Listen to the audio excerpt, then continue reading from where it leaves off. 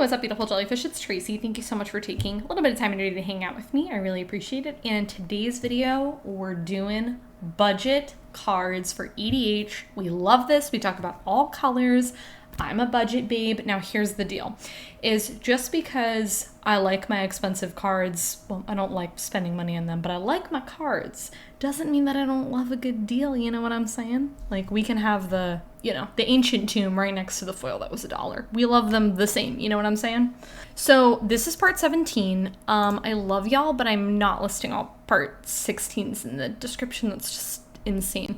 One of these days I'm gonna get really organized and like make playlists like for these individual things, but it's not today and it's not happening anytime soon. That's my hope and my dream for myself, but who knows when we'll get there. Okay, we've got 10 cards. They'll all be listed in the down bar below. I've got them all pulled up on TCG Player so I can tell you the price of things, but I need to make it bigger because if you don't know me, I wear glasses and I can't see well. Like, this is about my arm's length in front of me, my monitor, and it's hard for me to see. So your girl doesn't see well. Okay, the first card is, I like this little cycle a lot if you're an artifact sort of person, and that is the I don't know why I said it like that. That's Tribute to Mage.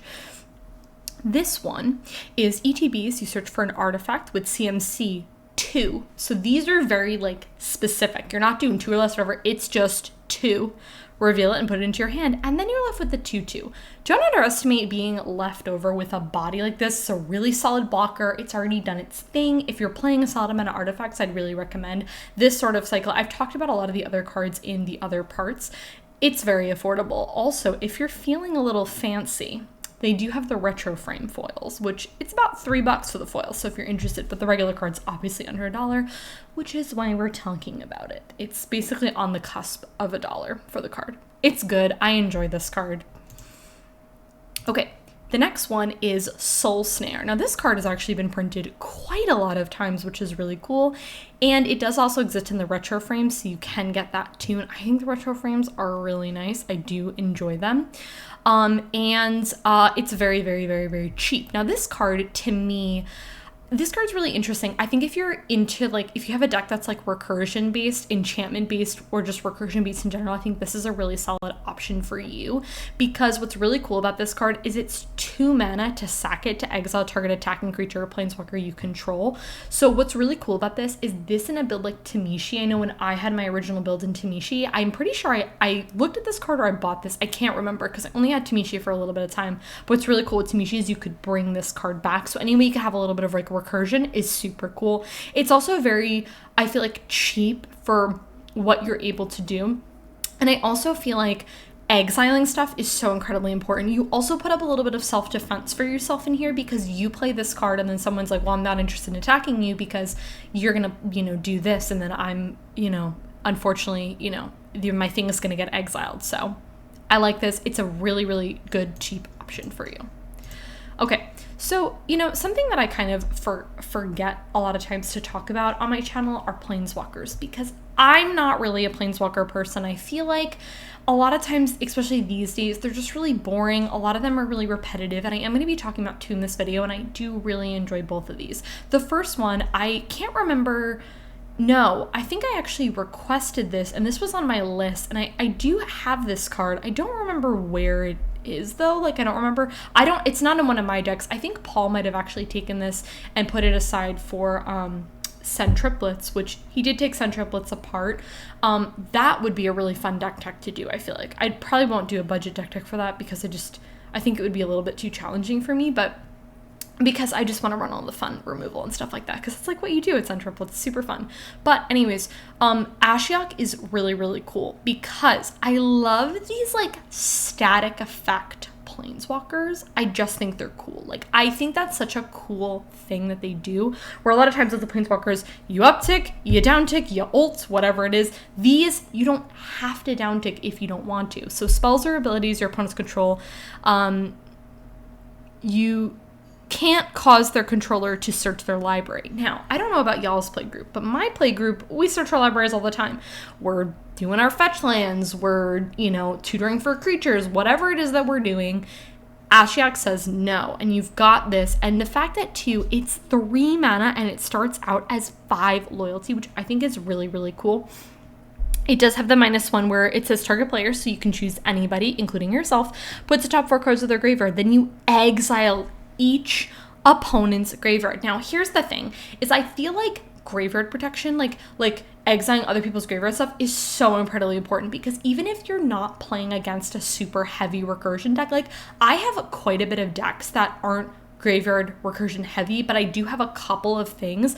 I still feel like a lot of people are like, I want to get rid of your graveyard. So Ashiok is really good. She's probably one of my favorite, or they are probably one of my favorite planeswalkers. All right, guys, the next one's a good one. And the really awesome thing is you can get the foil for under $1 too. We love that. It's Thirst for Meaning.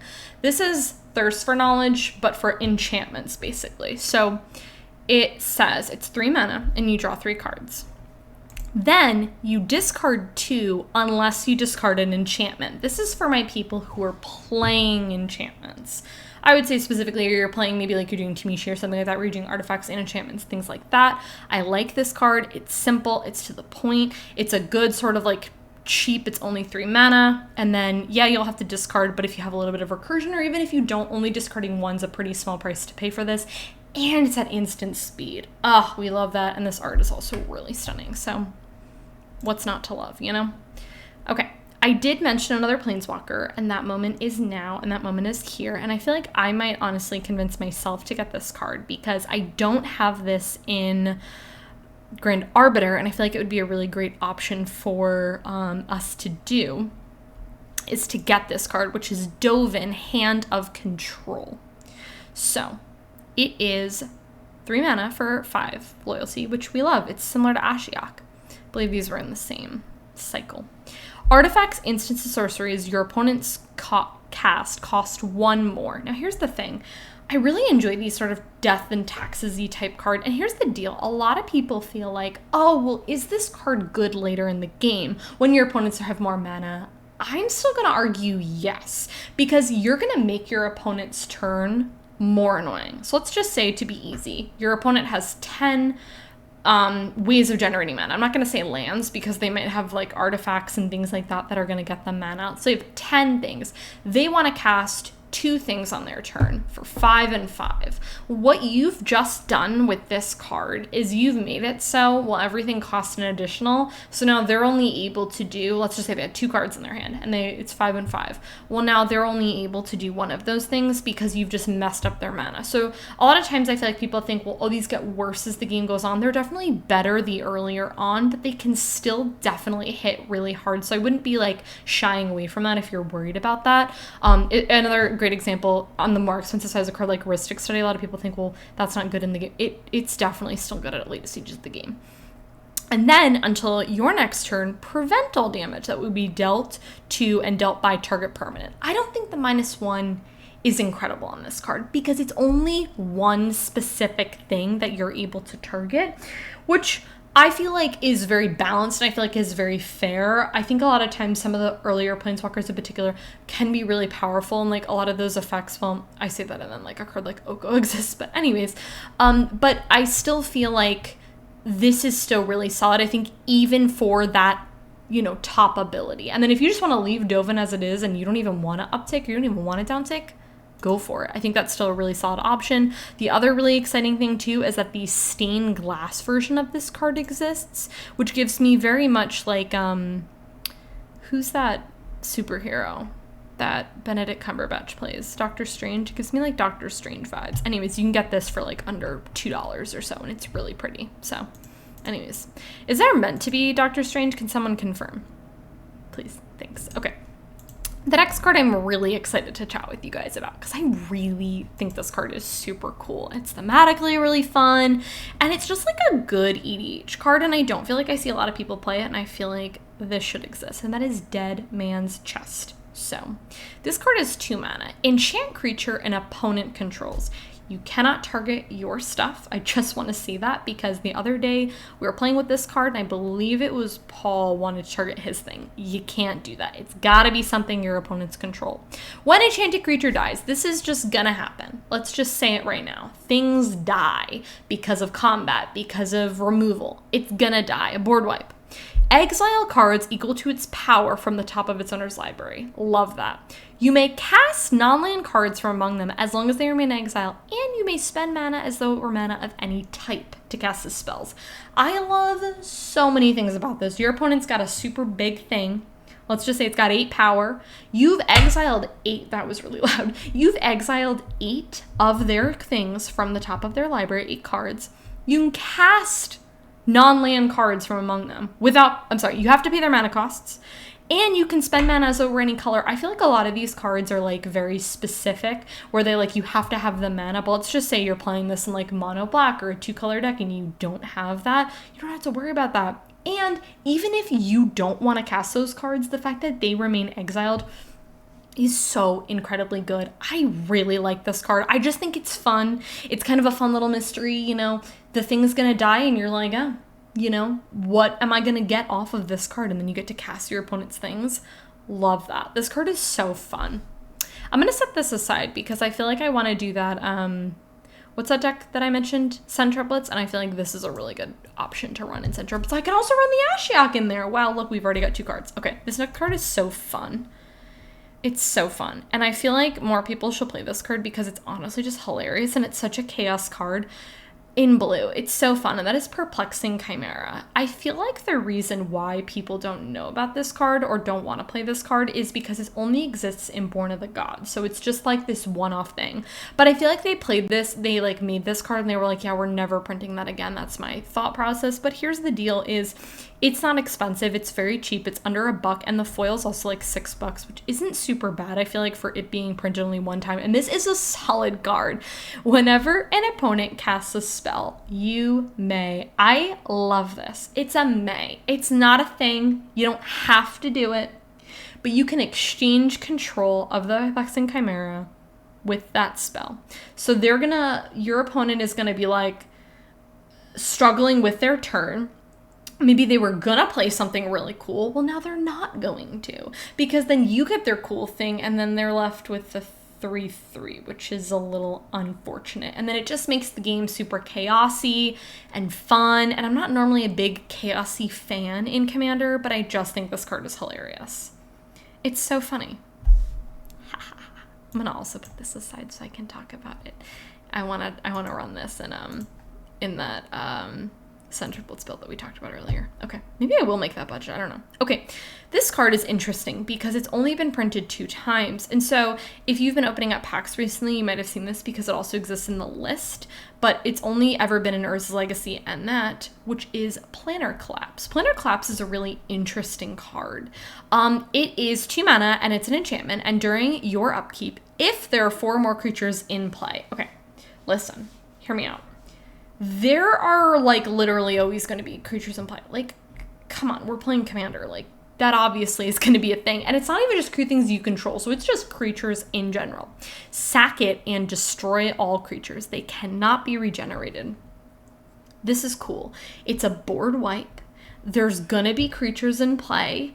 You know, it stops your opponents for a little bit of time in enchantment, because so it's going to stop your opponents for a little bit till like playing creatures if they don't want them destroyed or whatever. Yeah, it's a little board wipe. I think it's super cool. The foil, this is probably expensive. Yeah, it's like $16 for the foil, which doesn't surprise me. But anyways, it's a cool card. I like it. Okay.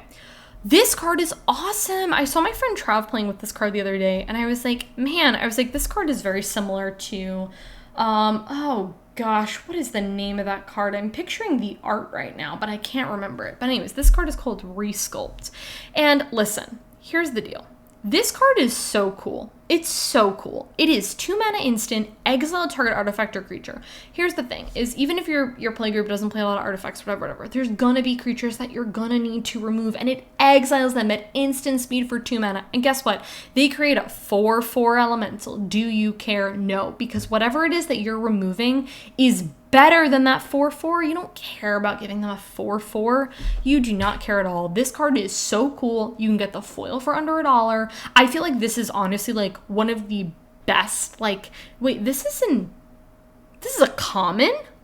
how did they print this as a common and get away with it? I need to know. This is a very solid card. But y'all know the card that I'm talking about that's very similar to this. That's They Manifest. I'm thinking of that card.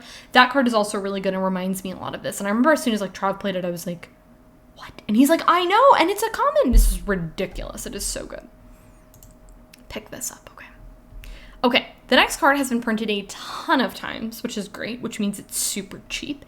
And that is a really good Orzhov staple, and that is Utter End. This is the last card we're going to be talking about in the video. But Utter End is very simple. It is 4 mana, instant, exile target unland permanent. You're going to use this to target someone's commander. You're going to do this to target someone's big thing. It's anything you want that is a non-land. It is a little bit on the higher, I would say, like it's 4 mana to do this. Like, I kind of wish this was 3, but I feel like for what it is, it's really good. Because I'm also thinking, like, Anguished Unmaking is very similar to this, but you lose life, and it's 3 mana. So I feel like that's kind of like the fair balance. I feel like with Anguished Unmaking, that's also another really good one. But Utter End is cool because you don't lose the life. But anyways, this is a solid removal card. If you're on a budget and you play these colors and you need a solid answer to get rid of your opponent's things, Utter End. There you go. So, guys, that is everything for 10 additional budget cards. I'd really love to know what cards you really enjoy that are budget, and they might make this part. I don't have part 18 planned. I know, wild. We'll never run out of cards to talk about that are budget. Like, we'll be doing these videos forever, you know? But anyways, that is it for this video. I really hope that you guys enjoyed this. If you did, go ahead and give it a thumbs up. Subscribe to the channel if you're not already, and I'll catch you all in my